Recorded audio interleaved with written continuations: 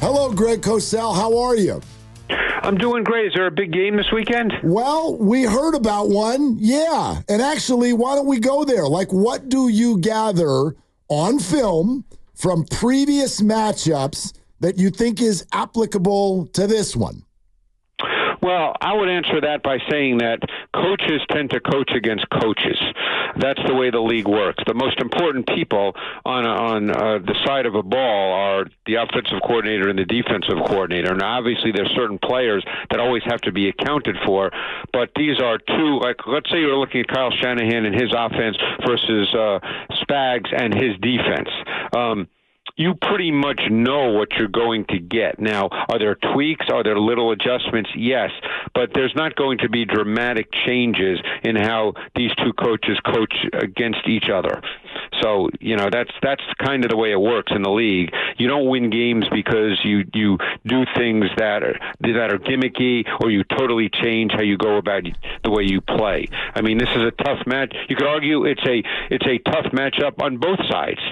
Yeah, I get that. So if it is sort of the tendencies of one coach against the tendencies of another coach, sort of, I guess I would take that answer and then apply it to the games that we've seen recently. Like, who kind of did what that was effective as far as that scheme and game planning in recent matchups? Well, Spags is a press man guy. He wants his corners to play press. If you remember in the Super Bowl, they did that effectively. Now, he had one of the 2 or 3 best press corners in the league in L'Jarius Sneed, who's not there. Now, he will still play press because that's his belief. But Sneed is one of the best in the league, so you're playing probably with a lesser talent at the position, but that won't change how he plays. He's very selective, but extremely effective with his pressure concepts. He's really good with overload concepts, and sometimes he'll show an overload to one side, and you protect to that side, but then he brings the overload from the other side. So situationally, you have to be very aware of specific pressures. He uses his defensive backs as well as anybody in the NFL in his pressure schemes, both corners and safeties. He has someone who's kind of a new player this year. He was on the team last year and did play, but he's become critical this year, number 27, Chamari Connor, who's a really, really important piece, particularly in their dime, their 6 defensive back package. He's a really good blitzer. How does this match up with Brock Purdy and the Niners offense as far as going up against man concepts? Has Brock been effective going up against man? Well, it's not so much Brock. When you're playing against man, then your receivers have to give you a place to throw the football, because quarterbacks have to throw the football versus man coverage.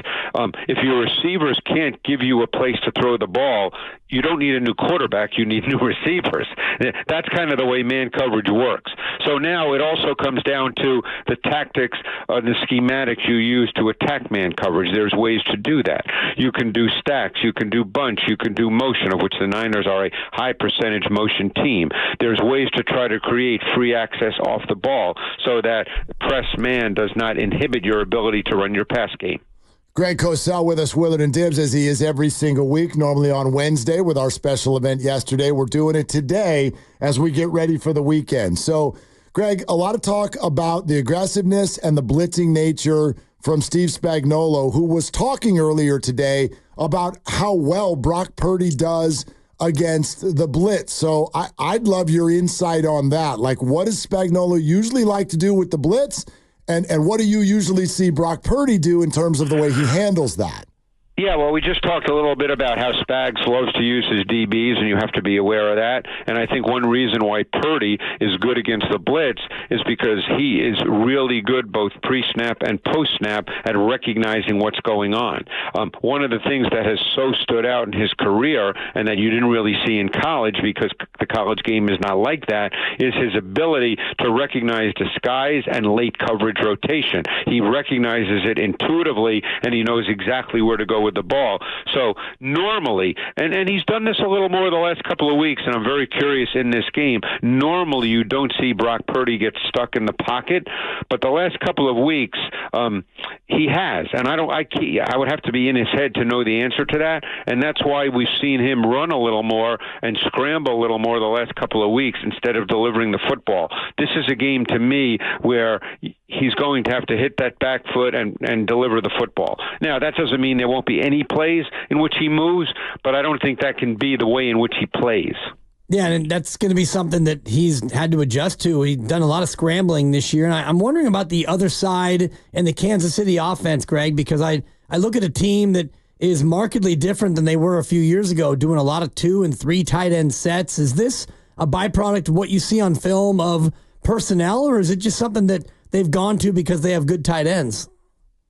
Well, the Chiefs have been a very high percentage of multiple tight end offense going back probably 2 years. So this might be the third year in which they're doing that. So this is not something, that they've just started a week or so ago. This is the way they play. And because of Kelce, who essentially, in the way he can be deployed within the formation, he's essentially a wide receiver. So they do play a lot with 2 tight ends and 3 tight ends. So the question is, because they've become much more of a running team over the last, really going back to last year, is how do you deploy your personnel defensively to defend that? Do you play base, in which case, you're playing essentially to play the run game, or do you play nickel because the pass game is still your most important concern, and this way you might have some deficiencies in your run defense. Greg, you've expressed on our show the last few weeks some intrigue in Renardo Green. So before we get too deep into Chiefs-Niners, I don't want to forget the game that was a week ago and get your reaction on some of those performances. The youth in the secondary for the 49ers, Malik Mustafa, Green with the wonderful interception that kind of clinched the game. Yeah, it was a great play. Yeah, what did you see on film from those players? I would say that the safety from Wake Forest, Mustafa, he's at his best when he can be closer to the line of scrimmage or play downhill.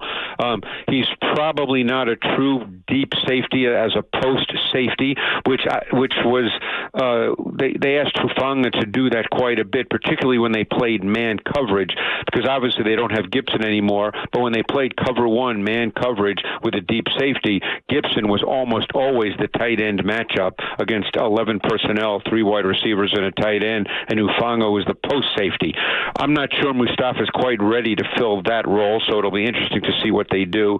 But Green, I think Green played well. I like Green. They don't play a ton of press man, but I thought he held up really, really well. I didn't think there was a problem with him at all. So, we'll see. I mean, I guess, is Ward going to play this week? They're hoping, yeah. Yeah, he's trending that way. Trending that way, but yeah, we don't have anything official yet.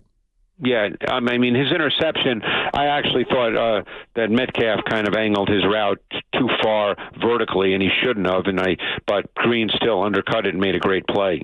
And you look at this matchup, as you mentioned, 2 tight ends and even 3 at times, and the 49ers with 1 good linebacker, and then Devondre Campbell better against the run than he is against the pass. Would you anticipate the Niners going to more nickel coverage to try to offset the linebackers not having an advantage against the Chiefs tight ends? Well, that's going to be interesting. I mean, that's a decision that Nick Sorensen and staff have to make, is how they want to play against multiple tight ends. Will they play in their base and put Flanagan Foles out there? Will they stay nickel and it just be Warner and Campbell? That becomes the starting point for how you play, because you do different things tactically when you play in your base 4-3 versus when you play in your 4-2 nickel. So that's the starting point. I can't answer what they will do, but they're going to have in their mind an answer for that. And some of that depends on down and distance. Some of it depends on field location. Some of it depends on how the game is flowing. There's many factors that go into how you decide to play. You've been impressed this year with Jordan Mason. He is practicing this week, but in a non-contact jersey. So the popular thought is at best, he's going to be out there, but we are going to see some of Isaac Guerrero, who popped in that game a week ago. I wonder what you saw from Isaac on film and what your reaction was. Yeah, Isaac is kind of a one, to me, he's kind of a downhill back. He's incredibly fast, straight line. He's not particularly loose-hipped and shifty. In some ways, he's a lesser case Mason in terms of how he runs. Mason is shiftier, but you wouldn't call Mason extremely shifty, where Garendo is even less so. He's a little stiff, but he's very fast. To me, he's kind of probably a zone-type runner. You want to get him with that one cut, let him go, and hopefully he can hit the hole. He's got really good size, but I think one reason he was drafted where he was, and he started at Wisconsin, and then he ended at Louisville, and he never truly became a feature back in college, is because there are limitations to him, even though he's straight line fast. Chiefs very good against the run. What do you see from their front seven that makes it so difficult to run against them? Good players. That helps, huh? Yeah. Well, we know about Chris Jones, but they've got a lot of other good players on that defensive front. Obviously everybody's going to talk about Chris Jones, and deservedly so, but not as a really good run defender. They've gotten really good snaps from Tershawn Wharton. Michael Dana is I can tell you for a fact that he's one of Spag's favorite players. Drew Tranquill is a really good player. We know about Nick Bolton. Bolton and Jones are probably the guys that most people know about. Leo Chenal, another Wisconsin player, is really versatile in how he can be deployed. So they've got a lot of really good pieces in that front group and versatile players who can do a lot of things. So it's a combination of good players really schemed well. Greg, this might sound like a silly person to ask about, but I would love your perspective, because for those who just kind of scan the league, you're looking at Patrick Mahomes' stats, and they don't stack up to what he used to do. And this team is a little bit more based on its defense than it used to be early in his career. And the run game. Yeah. So just what is your assessment of the evolution of Mahomes? Is he still playing as well, or how is it different? Well, every year is a different year, and we're not going to debate whether Mahomes is great. He's got 3 Super Bowls, right. So that's not the point of what I'm going to say, but every year is different. So right now, through the early part of this season, the Chiefs' passing game has lacked any kind of real rhythmic feel to it. You see very few plays in which Mahomes hits his plant foot and delivers the ball with a sense of timing. That's been an issue throughout the season. Mahomes has really not been a comfortable player. Now, some people will automatically say that's a function of the receivers. It could be. We're not in his head. But there are plays in every game in which Mahomes breaks down in the pocket prematurely and moves unnecessarily. But we know that off-schedule movement with outstanding vision is a definite strength of his game. So he's always dangerous. But he hasn't really played consistent football this year. I mean, there was a play in the last game that they played, because they're coming off a bye, where he had Worthy wide open on a deep over route on third down, and he looked right at him from a clean pocket, didn't throw it, and ended up leaving the pocket, and then he ran for 7 yards and a first down. So I don't know how the coaching staff deals with that. They probably say, good play, Patrick, but it would have been a long touchdown to Worthy if he had just thrown the ball. So, that's where his game is right now. And again, people listening to this, they're going to say, well, you don't like Mahomes. No, we know what Mahomes is. He's a great player, but this is a different year, and he's not playing to his level right now. And we actually saw Mahomes line up as a tailback when you went to a pistol look with Travis Kelce getting the snap and running a little read option to Xavier Worthy. Yeah, Andy does all that kind of stuff. But just as a final point about Mahomes, he can be great, and he could come out this week and be phenomenal. We know that.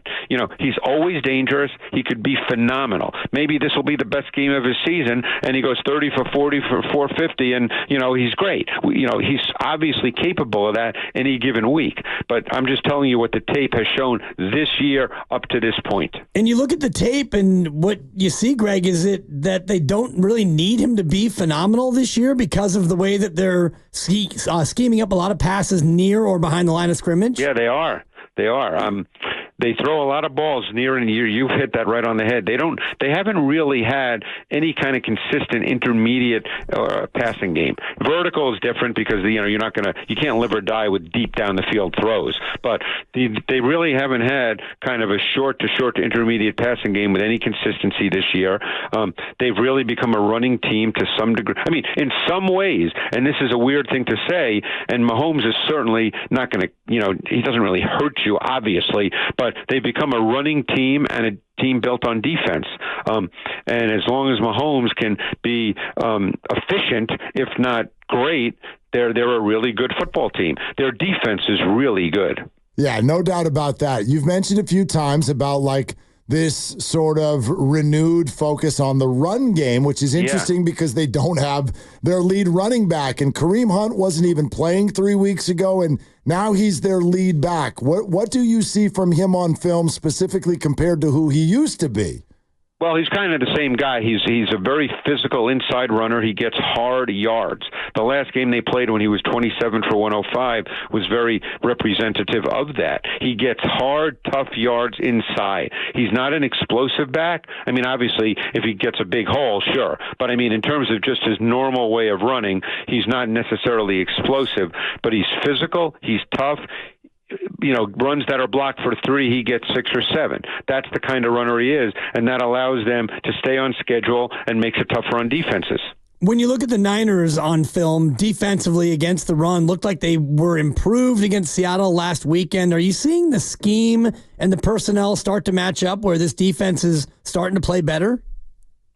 Yeah, it's always hard for me to discuss the specifics of a scheme because they're essentially a 4-down front, and I know that every coach has specific tweaks and specific things that they ask of their players, which obviously I don't know. I'm not in their meetings, but they do have good people up front. I think Givens has really come in and done a very nice job as replacing Hargrave, and we know about the other players, so it's just.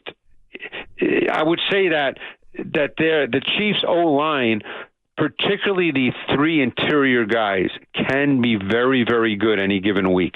The center, Humphrey's really good. Then the 2 guards, Thuney and Trey Smith. Thuney is getting up there in age, and he's not what he was 3 or 4 years ago. But Trey Smith, particularly in the run game, can be absolutely dominant. I got a chance to meet and talk with him this summer, actually, and he's a big man who does not look the least bit heavy. I mean, he looks like a freaking athlete. Greg Cosell with us every single week right here on Willard and Dibs on 95.7 The Game. Greg, because you just brought up the name Hargrave, I want to sort of pass along a question that I think a lot of our listeners and 49ers fans have, because Hargrave is known for an interior lineman as being better against the pass than the rush. That is correct. Okay, so with him out, they suddenly had a really good game kind of bottling up Kenneth Walker, and so people are like, gosh, did the Niners just get better against the run because he's out? How would you respond to a fan who says that? I would respond with the fact that the interior 3 of the Seahawks are way below the quality of the interior 3 of the Chiefs, which doesn't mean that the 49ers can't play the run well this week, but they're playing against a different animal this week. So we almost have to wait and see. They're going to have to stop the run, but using the last game as a foundation or basis for what we think might happen this week is not really realistic. Those 3 interior guys for the Chiefs that I mentioned, Thuney, Humphrey, and Smith, are far better than the interior 3 of the Seahawks. And similarly, you look at the tackles of the Chiefs, and that seems to be a point of vulnerability, and you saw Nick Bosa last week move from side to side and rush on the right tackle and the left tackle. Would you expect, having seen the film last week, that Nick Bosa might be able to feast a little bit against these 2 tackles? Yeah, I would expect to see him, again, nothing's 100%, but I would expect to see him in right defensive end a bit in this game, working against Wanya Morris, the left tackle, the second-year left tackle for the Chiefs, who's won that job over the rookie. They were starting a rookie from BYU, Sumatea, but now Wanya Morris, who's very, very physically gifted, by the way, but there's still a lot of concerns with his pass protection, and he's the starting left tackle now for the Chiefs. So I would expect to see Bosa get some opportunity against him. Greg, you mentioned earlier that the Chiefs had success in the Super Bowl with their press coverage, but they had Snead and they don't have him anymore. in general, from the 49ers receivers, historically on tape, how do they handle that kind of coverage, what Spagnuolo loves to do? I think it's probably up and down. You know, press is hard. Not every team does it, and not every team does it well, so you don't necessarily see it every single week. The Chiefs are masters at it. It's what Spags believes in. I mean, I can remember plays in the Super Bowl, critical plays, where they pressed really effectively, and it impacted in a negative way the passing game. So now you have to decide, if you're Kyle, you know this. So now how do you put together your offense? Now, are there going to be some plays where you just have to line up and play and your guy has to win? There's always those plays in games, but there's also tactics, as we spoke about earlier in this conversation, that you can use to minimize the impact of that press coverage. When you look at the Niners receivers between Juwan Jennings and Debo and Brandon Ayuk, who is the best man beater of the trio? It's a great question.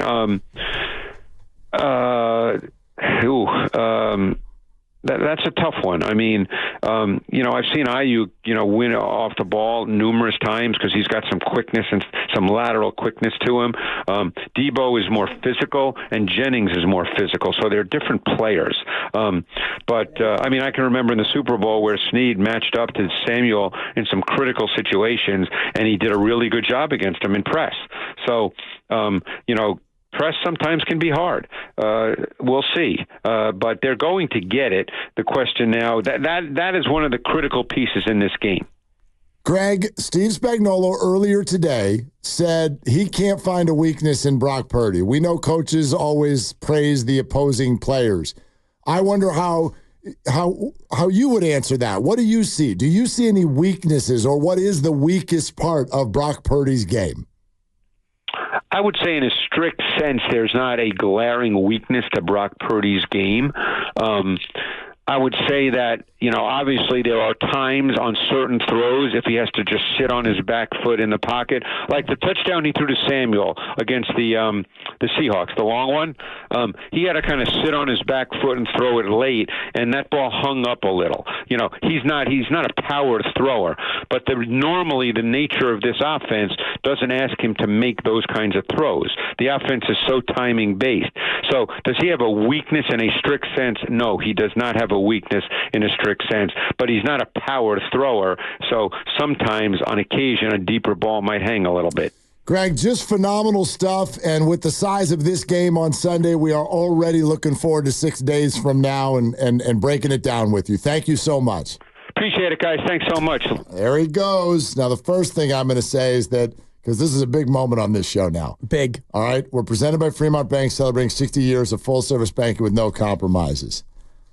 I don't know if I've ever seen a better comeback victory in all of my years of watching sports. Thank you. I don't know if I've ever seen anything like that in my life. I mean, it started subtly where he complimented an observation. For you to get a pause and then a great question followed by a tough question. Yeah, boy. All within 5 seconds of each other. Had to be one of the highlights of your career. No doubt. 27 years in, and that is in the top 10. It might be on the Rushmore. And you saw me in real time. There were tears. I didn't see you in real time because I was freaking out. I was shaking over here, and I had nothing to do with it. This may be my finest hour as an amateur film analyst. You just did what the Niners need to do. Big time. Step into a big moment and freaking perform. Let's go.